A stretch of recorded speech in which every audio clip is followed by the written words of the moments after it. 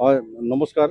আজি আমাৰ গোসাইগাঁও মিউনিচিপাল বৰ্ডৰ পৰা যোৱাকালি আমাৰ আলোচনা মৰ্মে আগন্তুক 15 আগষ্টৰ কাৰণে আমাৰ স্বচ্ছ ভাৰত অভিযান তথা আমাৰ গোসাইগাঁও টাউন চাফ চিকুণ কৰাৰ কাৰণে আমাৰ এই ইউনাইটেড ই ৰিক্সা এছ'চিয়েশ্যনৰ পৰা আমি সকলোৱে আমাৰ ই ৰিক্সা চালক ড্ৰাইভাৰসকলে মিলি আমি এই স্বচ্ছ ভাৰত অভিযানত আমি ভাগ লৈছোঁ আৰু চাফ চিকুণ কৰাৰ কাৰণে আমি আগবাঢ়ি আহিছোঁ।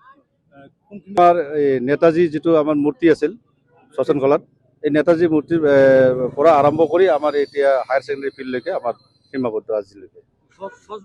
স্বচ্ছ ভাৰত অভিযান হিচাপে আপুনি ভাবেনে গোসাইগাঁও সদৰ চহৰখন চাফ চিকুণ আছে বুলি? হয়, তাৰমানে স্বচ্ছ ভাৰত অভিযান হিচাপেতো আজিলৈকে হৈছে, বহুত আগৰ পৰা এতিয়া বহুত ডেভেলপ হৈছে। এতিয়া আমি লাহে লাহে আমি নিজেই চেষ্টা কৰি যাতে চাফ চিকুণ ৰখাৰ কাৰণে আমিও চেষ্টা কৰিব লাগিব। আগন্তুক যিটো ব্যৱসা বাণিজ্য কৰা দোকান পোহৰ দাদাসকল আছে, সেইসকলে সিহঁতে নিজে নিজে অলপ চাফ চিকুণ ৰাখিলে আমাৰ স্বচ্ছ ভাৰত স্বচ্ছভাৱে থাকিবই নিশ্চয়।